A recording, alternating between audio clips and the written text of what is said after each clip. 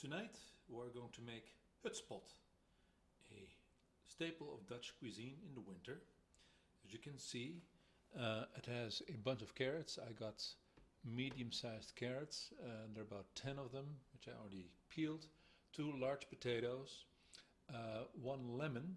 I'm not going to use a lot of lemon juice, maybe a little bit, but I am using some lemon peel, and it's very important to make sure that the lemon peel does not have any white on it, because otherwise it gets bitter. 1 large onion, and then I'm going to spice it up with a little bit of simply black pepper, fresh ground black pepper.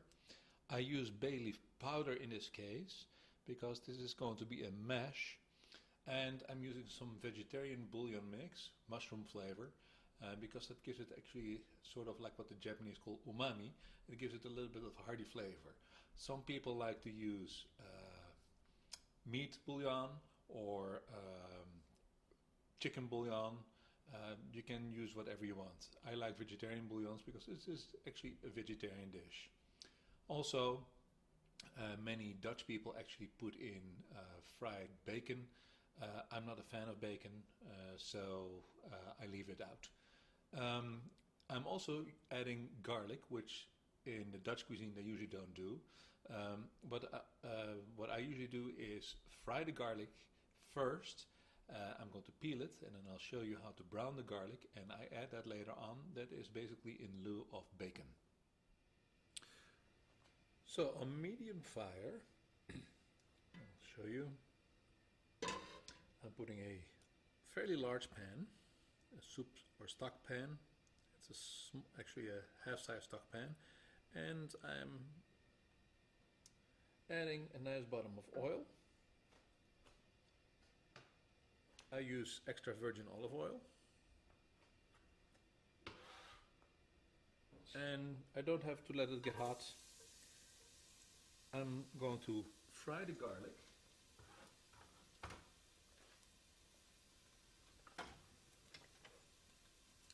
Keep stirring it, and I do that at a low temperature because you don't want the garlic to burn.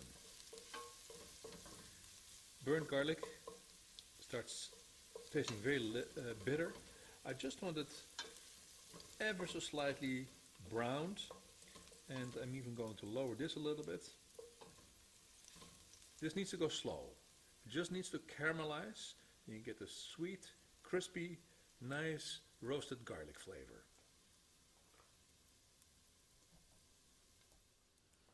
So the garlic is nice and fried right now, and I'm going to take it out with a spoon. I'm going to save that for later. And here you see more or less what it needs to look like. So not black, just ever so slightly brown. It takes a moment to get all the garlic out. In the meantime, I've chopped my onion while this was happening, and I've also very finely chopped the lemon rind. I'm also boiling some water in the background to make the bouillon that we're going to add. So I'm going to put this aside. That's for later. Now we're going to add coarsely chopped onions. It really doesn't matter. And we immediately add the lemon rind as well. And we're going to let that, again, on a low flame. I'm going to stir it around a little bit. On a low flame, we're going to let this get soft. I'm going to put a lid on this. Now it can get nice and hot on a low flame, because again, the onions we don't want to burn either. And we'll just let this go for a while, for about 5 to 10 minutes, until the onions become glassy. You know that the onions are done. I let them caramelize a little bit when they start to sort of whistle.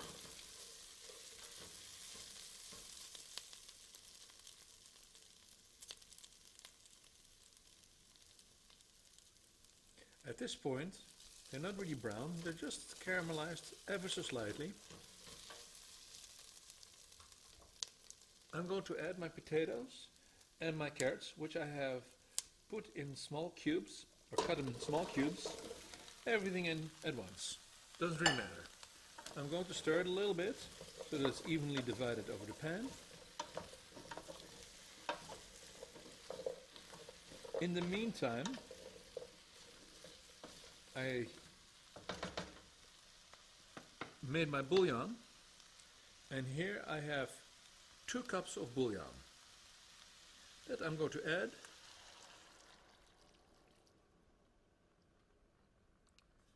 And I'm going to close it, let it come to a boil. That's going to take about 2 minutes.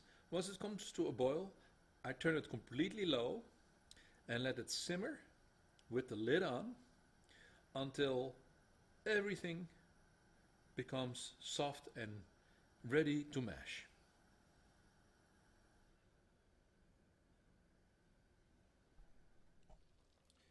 So the potatoes and the carrots are tender. I'm first going to add my spices. Now, traditionally in the Netherlands they only put salt and a little bit of pepper in, if even that, and a little bit of bay leaf. Some people also put some clove in there, so I'm actually putting the clove in there, but I like to mix things up. So I'm also going to add, here's pepper, here is ground bay leaf, here is some smoked paprika in flakes from Spain. You can get it at Trader Joe's or any other kind of store. And then here is some ras al hanout. Ras al hanout comes from North Africa, especially used in Morocco, in couscous. About a teaspoon of freshly ground pepper, half a teaspoon of bay leaf, half a teaspoon of smoked flakes, paprika flakes, just a pinch of clove, because it's very strong and you don't want to have too much of it because it's really an overpowering spice, and about 3/4 of a teaspoon of ras al hanout. That goes in there. We're first going to just stir this around, and you'll see that the water is pretty much absorbed at this point, and it's still moist enough, although we may need a little bit more water. Now at this point, when we're going to mash it, which I'm going to do right now, Dutch very often put milk and butter in. That's optional. I already put in olive oil, so the butter, as far as I'm concerned, is not necessary. Also, I'm not a great fan of butter.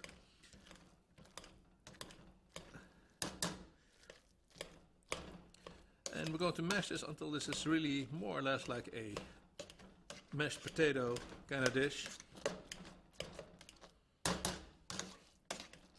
But you don't have to mash it too fine. Some people like to have like really mashed potato. I like to have little chunks of carrot still in there. And you know, every now and then a little piece of onion so you actually recognize what you're eating. So more or less like this. I'm going to give it a good stir. Maybe there's a real big chunk of potato or carrot. Nah, those looks fine. So now I'm going to make sure that the whole thing looks pretty orange. And as you know, orange is the national color of the Netherlands. So, there she is.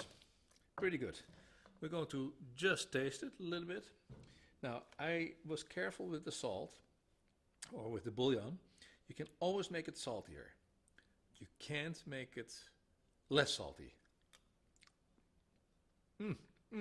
Perfect. I hit it right. So again, go careful with the bouillon. I'd say go a little bit less than what it says on the container, because people eat too salty. And then should not be salty enough, you can always add some more. This is done right now, with the exception of the garlic.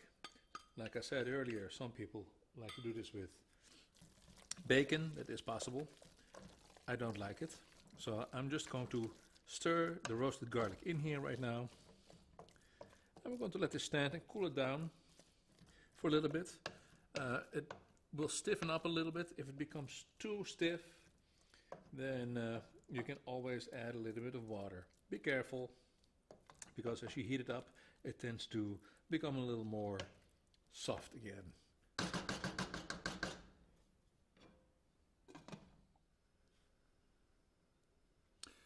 One of my favorite side dishes is collard greens, and I have a very simple recipe for that. Very easy. I'm going to have an onion, actually, have a small onion. You see, I cut it sort of like, well, they say it's the wrong way to cut an onion, but I like it this way because it's going to be far more, I find them far more tasty that way.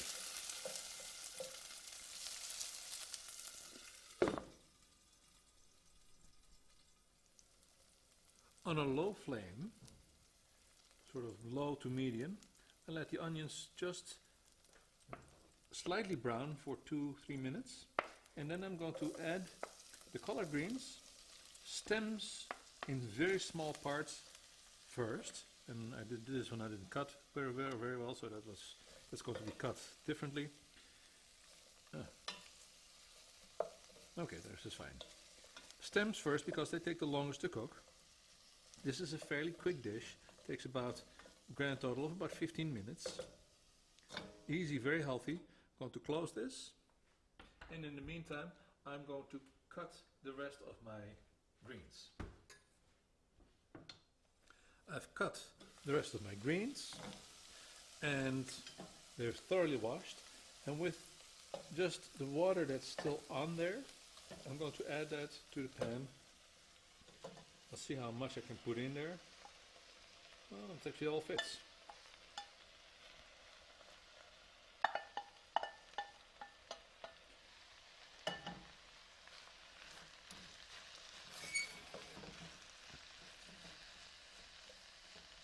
I pack it in a little bit.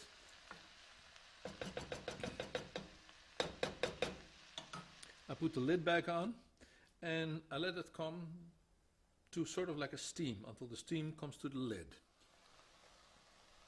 You can already see that the greens are gone down considerably. I'm going to stir them around a little bit, and you'll see that at this point it will become just a bottom of greens, but it's fairly dense at that point. Now this is a little drier than I'd like it to be, so I'm going to add just a little bit of water. I have 1/3 of a cup of water. I'm going to put about half of that, so 1/6 of a cup of water in there. You can always add more. You don't want this to be too wet. At this point, I'm going to add a couple of things. I noticed that I had a tomato that was very ripe, but fine. I always keep my tomatoes outside, by the way. I don't, outside of the fridge, that is to say. I don't ever put them in the fridge because tomatoes tend to be way too green or way too raw here. Unripe, I should say, not raw. Unripe. And I always keep them in a dark spot where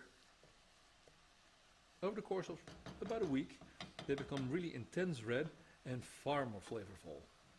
So I have one of those that started to dry, and I don't want a dry tomato, so I'm simply going to add it to my dish. Then the other things I'm going to add here is some finely chopped garlic. I have a little bit of curry powder. Now that is, it's not going to taste like curry. It is so little, it's about a teaspoon, and a teaspoon of bouillon powder, mushroom powder. Mushroom bouillon, I should say.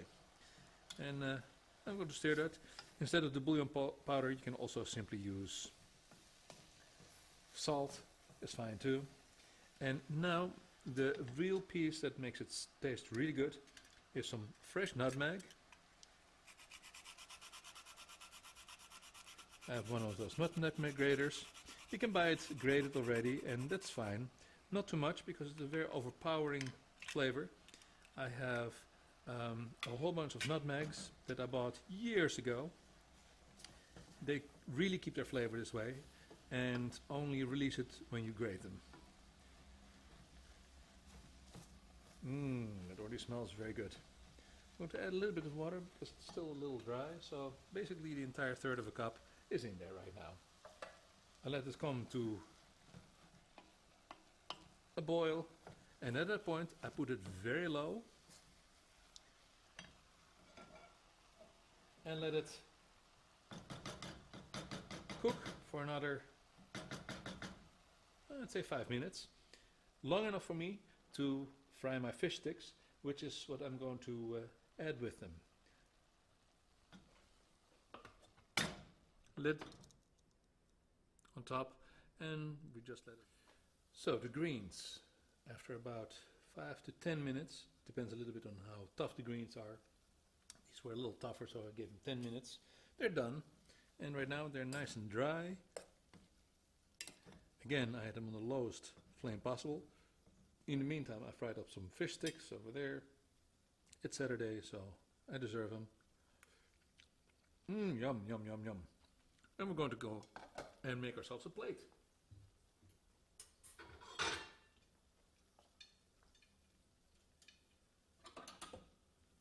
I like small plates because then I can have two. So we're going to put some Hutspot, hodgepodge, I think the British call it. Although British hodgepodge is kind of different. Some greens on the side.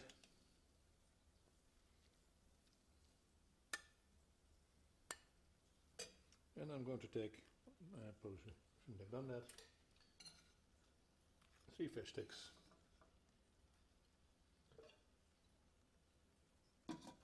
And that's it. Now, in the Netherlands, very often the hodgepodge or the Hutspot is eaten with a so-called Klapstuk, which is stewed meat. I don't really like red meat. I don't eat it very often. And some people do it with mushrooms. It's a completely vegan dish if you don't make it with butter or with milk, and so are the greens. And it's very healthy. Good winter food.